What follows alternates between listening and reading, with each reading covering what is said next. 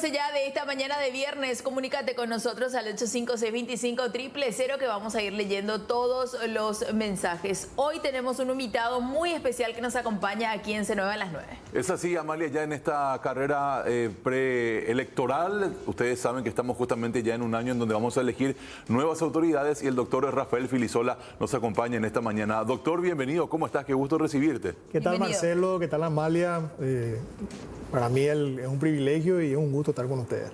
Bueno, doctor, queremos hablar contigo de temas varios y seguramente estás haciendo un recorrido ya por el interior del país, sí, también aquí por Capital, para escuchar un poquitito lo que la gente está necesitando ya en esta oportunidad con miras al Senado. Sí. Sí, y no solamente el Congreso, porque estas elecciones son muy importantes. Sí. Pasamos años muy difíciles. La pandemia le golpeó mucho al país. Eso significó que muchas familias se vean arruinadas, negocios que perdieron todo. Y bueno, y otros problemas como la inseguridad, que es un problema muy sentido en este momento. Uno mira los noticieros, lee los diarios y las noticias de todos los días son hechos de violencia que afectan a muchos compatriotas. Así que el nuevo gobierno que asuman el del 2023, y no estoy hablando solamente del Congreso, sino estoy hablando de la presidencia, va a tener unos desafíos bien difíciles. A todo esto hay que sumar también que el país queda sumamente endeudado. O sea, en un momento dado, hasta el 2014, hasta el 2013, estábamos con poca deuda. En este momento estamos con mucha deuda. Y eso nos deja menos margen de acción. Así que vamos a recibir un país en crisis y vamos a tener que poner mucho empeño para atender los problemas que afectan a la gente.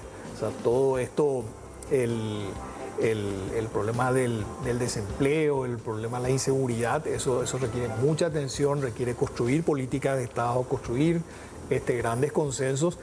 Y tenemos que ordenar la economía. Toda esa deuda hay que pagar y no solamente hay que pagar la deuda, sino hay que invertir en la gente.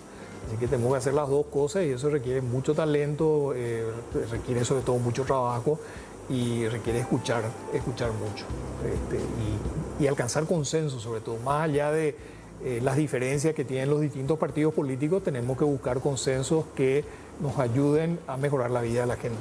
Ahora, doctor, de llegar al Senado, ¿cuál va a ser tu eje para poder justamente llegar a esto que estás diciendo? Bueno, básicamente hay una cuestión que es esencial, ¿verdad? La ley de presupuesto que se aprueba anualmente tiene que ser un factor de desarrollo. Hoy estaba en estos días, por ejemplo, se aprobaron reformas, modificaciones en la ley de presupuesto que implica, por ejemplo, gastar en más salarios o gastar en más gastos rígidos. Esa no es una política adecuada. Nosotros en este momento tenemos que invertir en salud pública, tenemos que invertir en seguridad y tenemos que apoyarle a los pequeños productores, a los pequeños emprendedores. El Paraguay es un país que tiene negocios importantes, como por ejemplo el negocio, el agronegocio, la ganadería, la agricultura. Eso significa que ingresan muchos recursos al país anualmente en ese concepto, pero fundamentalmente los pequeños emprendedores son los que generan mayores fuentes de trabajo. Estoy hablando de pequeños comercios, y podrían trabajar mucho mejor si fuera menos burocrático, por ejemplo, acceder al crédito. Y lo mismo, el campo nos presenta una paradoja, porque si bien es cierto a los grandes productores en general les va bien, y yo en general porque también hay años malos, pero hay muchos pequeños productores que tienen tierras, pero que de repente no las pueden producir de una manera adecuada, ya sea porque no tienen crédito, ya sea porque no tienen asistencia técnica, o inclusive produciendo bien. Uno, por ejemplo, recorre toda esta zona de Central, por ejemplo, y uno encuentra producción de tomate, producción de locote, producción de todo tipo de verduras, de la mejor calidad posible. Y sin embargo, muchas veces por falta de apoyo en la comercialización, por falta de redes de comercialización, esos productos no llegan a tiempo y se pierden. Y terminamos comprando muchas veces productos importados cuando podríamos comprar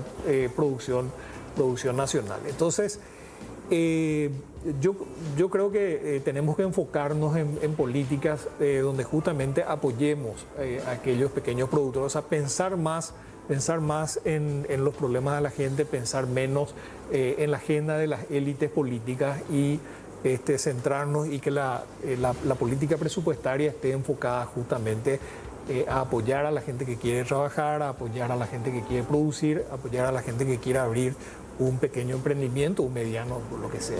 La percepción que nosotros tenemos de la gente, de lo que nos escribe, de lo que nos dicen también a nosotros como comunicadores, es que poco y nada en cuanto a lo que tiene que ver con la política, que les interesa más lo que tiene que ver ya desde adentro, lo que se puede hacer para levantar este Paraguay, pero desde la mano de obra.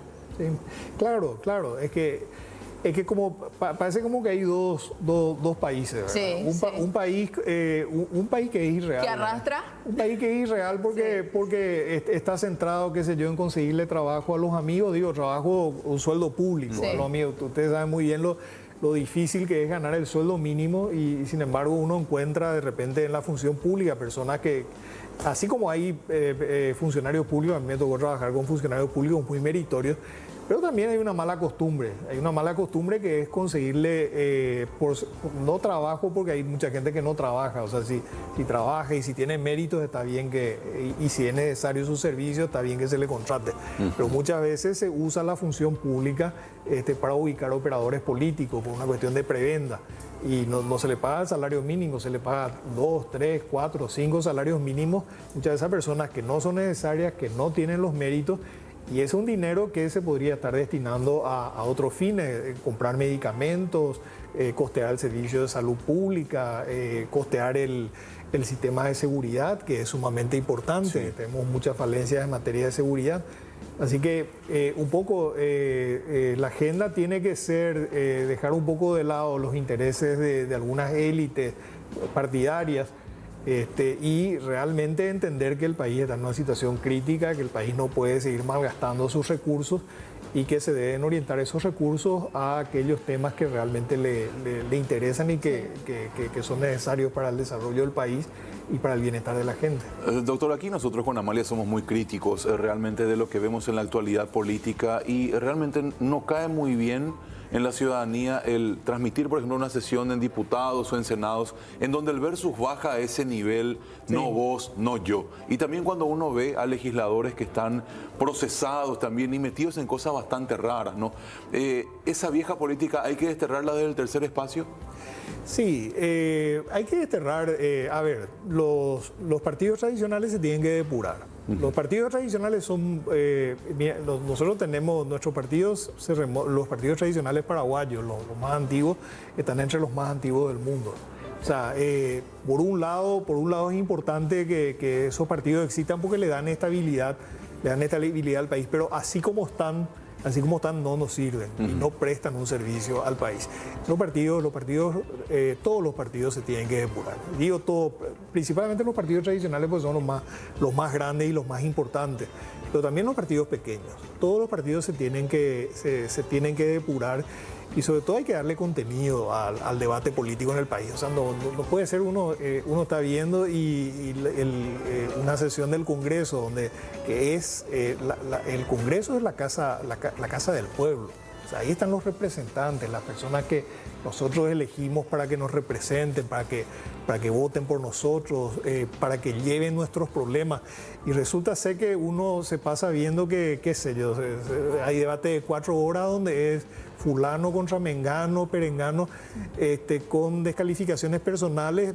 Yo no estoy en desacuerdo que el debate sea álgido y que de repente las palabras sean duras, pero tiene que haber un resultado. O sea, finalmente uno le mide, uno qué espera de sus representantes. Uno espera que sus representantes defiendan sus derechos.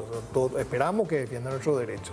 ¿Y qué es lo que necesitamos? Necesitamos ver resultados en salud, necesitamos ver resultados en educación, necesitamos ver resultados en seguridad.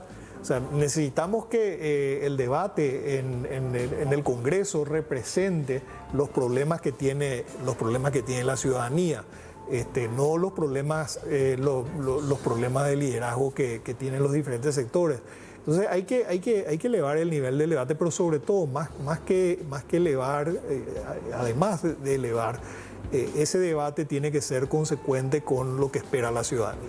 Y esos problemas, yo estoy enunciando de una manera muy básica, pero son problemas, a ver, por hablar del tema de seguridad, tenemos un tema serio de crimen organizado, pero además del crimen organizado, que el crimen organizado puede socavar la democracia misma, la estabilidad misma del país. Es un problema muy serio. Pero además del crimen organizado, hay gente que va a trabajar, que sale a la mañana a trabajar con miedo a que la asalten.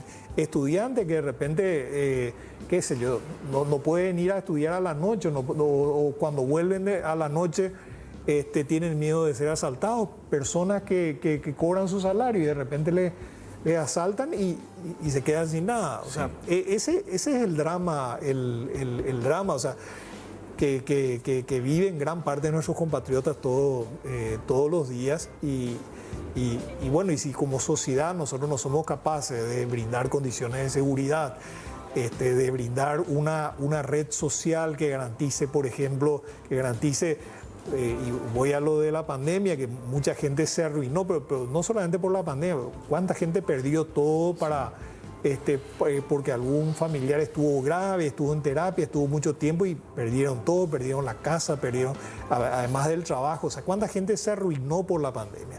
O sea, y ese tipo de cuestiones no pueden volver a ocurrir. O sea, no puede ser que el país tenga riqueza, tenga riquezas naturales, tenga riquezas estratégicas, como el caso de las binacionales y qué sé yo, pero sin embargo una parte importante de la población no se beneficie de eso. Es realmente así. Doctor, muchísimas gracias por la visita. Muchas gracias. Muy amable. Muy amable. Gracias, doctor. Tenemos más noticias, a ver.